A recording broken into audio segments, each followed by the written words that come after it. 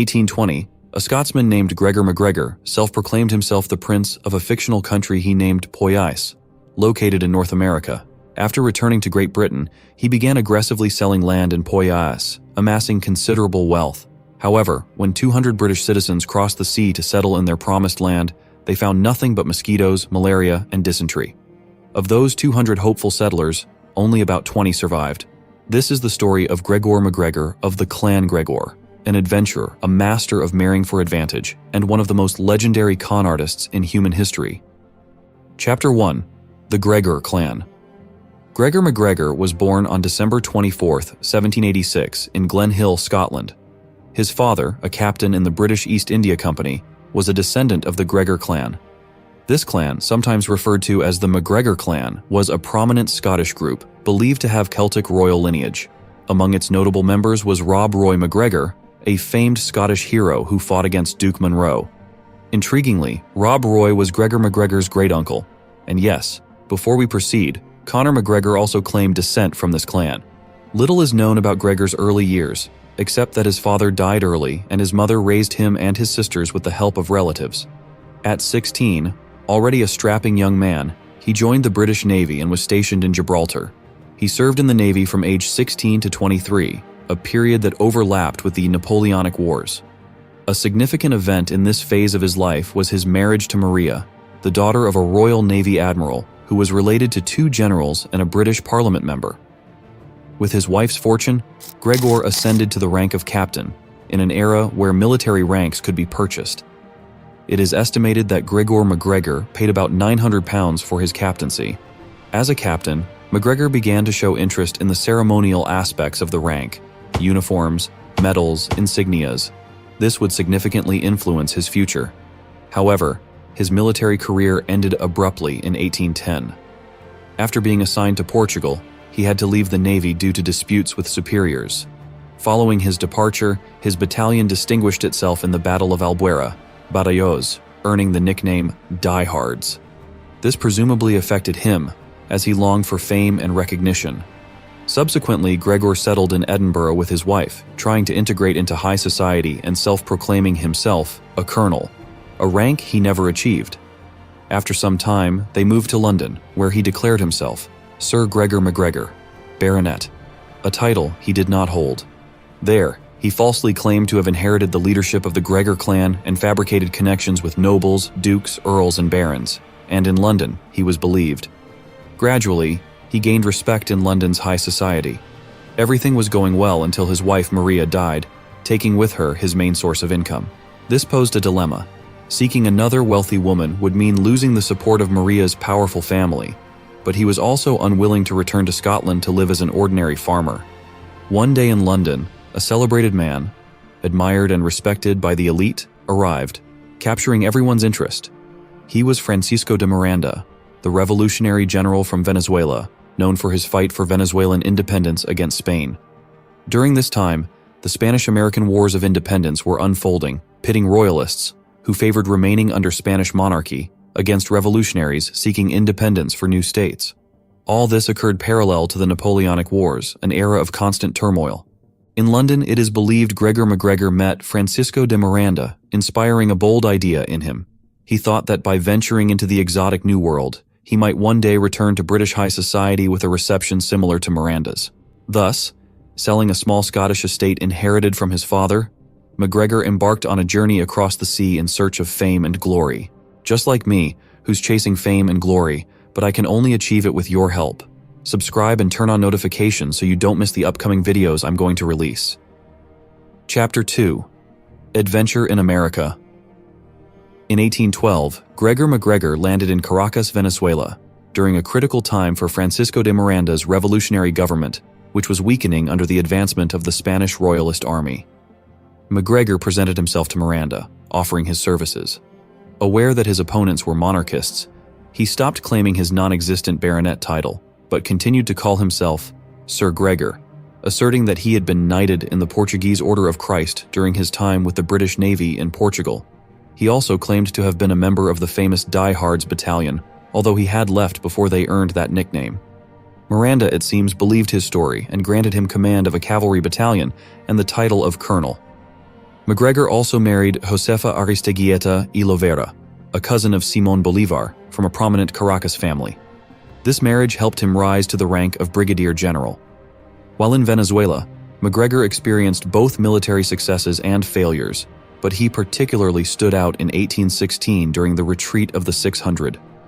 In this retreat, McGregor and his men strategically withdrew through hostile territories, defeating Colonel Juan Nepomuceno Quero twice and joining the Battle of the Alacranes, where they captured the city of Barcelona.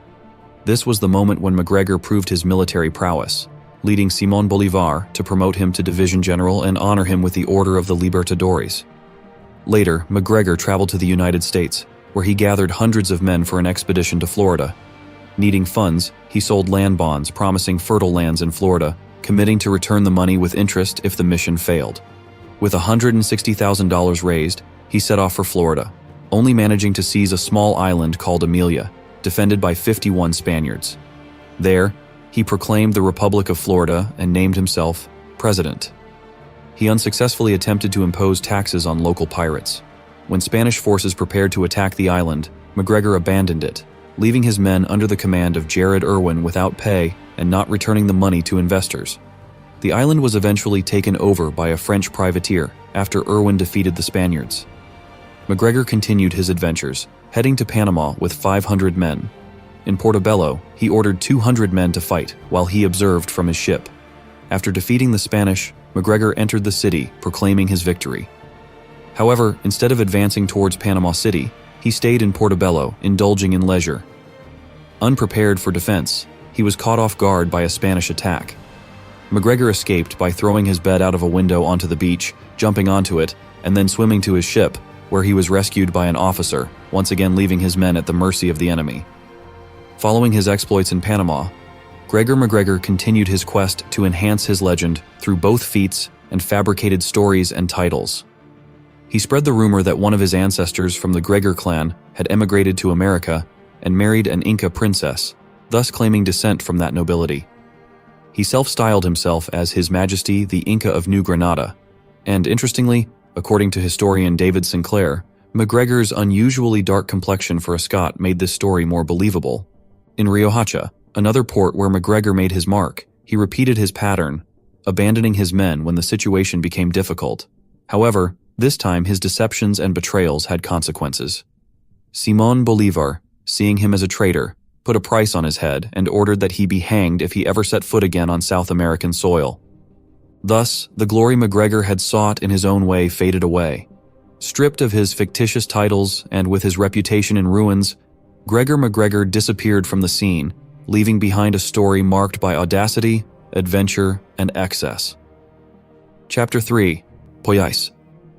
In 1819, while Gregor McGregor's whereabouts were unknown, Michael Rafter published a book in London titled The Memoirs of Gregor McGregor. Rafter, who had joined McGregor's expedition hoping to rescue his brother, Colonel William Rafter, one of the men McGregor had abandoned in Portobello and who ultimately died at the hands of the Spanish forces, wrote the book as a warning about McGregor's true nature. Rafter harshly criticized McGregor's fabricated story about the Inca princess and his self-proclaimed title of His Majesty the Inca of New Granada, calling it an aberration to human intellect. He also warned that McGregor was not dead and could entice more people to join his desperate and delusional projects. Despite these warnings, in 1821 McGregor reappeared in London, flaunting a new title, Sovereign Prince of Poyais and Cacique of the Poyais people. At that time, publishing a book did not guarantee widespread readership, and Rafter's work was no exception. Many in London still regarded McGregor as a war hero for his role in the Retreat of the 600 and his supposed affiliation with the diehards. He was received in London with admiration, now even more so as the chieftain of a country. The reality was that in the previous year, McGregor had been sailing along the Mosquito Coast, a region between Nicaragua and Honduras inhabited by descendants of slaves and indigenous people. The British authorities had appointed a king in Mosquitia, mainly to prevent Spanish claims, though these kings never had real control over the lands. It is said that McGregor, in one of his exploits, shared a hefty drinking session with the king of Mosquitia, who, charmed by his charisma, granted him a territory of over 30,000 square kilometers in exchange for rum and jewelry, an area larger than all of Wales. After acquiring the territory of Poyais, an area unsuitable for agriculture and plagued with undergrowth and mosquitoes, McGregor devised a cunning plan. In a South American context of constant political and governmental changes, the idea of a country named Poyais, ruled by the decorated Scot Gregor McGregor, did not seem far-fetched. He began to intensely promote Poyais, giving interviews, hiring publicists, and even promoting songs about this promised land on the streets of London, Edinburgh, and Glasgow. McGregor described Poyais as a flourishing state with a majestic capital, rivers of gold, and fertile lands. Attracted by these promises, over 500 investors bought land and state bonds of Poyais, offering an annual interest rate of 6%. About 200 of them, convinced by the promises, sailed to the Mosquito Coast. Upon arrival, however, they found a desolate and uninhabitable territory. Despite the disillusionment and hardships, some refused to believe they had been deceived, but the harsh reality soon set in. Diseases like malaria and yellow fever claimed the lives of at least 180 people. Less than 20 returned to Great Britain, and by then, McGregor had already fled. The Poyais scandal was widely covered by the newspapers, which accused McGregor of massive fraud. Interestingly, some of the survivors, even those who had lost family members in the expedition, defended McGregor, believing he was also a victim. While this was happening in London, McGregor was in France, attempting to repeat his scam. He sold bonds and lands of Poyais to French investors. But this time, the French government acted swiftly, and McGregor was arrested before another ship could set sail for a catastrophic destination. At the trial, McGregor blamed a French associate, and surprisingly, his strategy worked.